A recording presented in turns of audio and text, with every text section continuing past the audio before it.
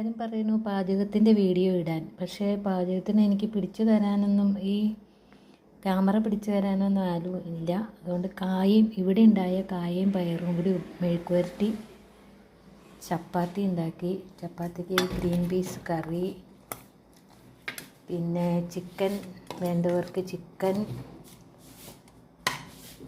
പിന്നെ ചക്കക്കുരു മാങ്ങയും കൊണ്ടൊരു കറി വെച്ചു. പിന്നെ അച്ചാറുണ്ട്. ഇവിടെ തന്നെ പറിച്ച മാങ്ങയാണ്, നമ്മുടെ ഇവിടെ ഉണ്ടായ മാങ്ങയാണ്.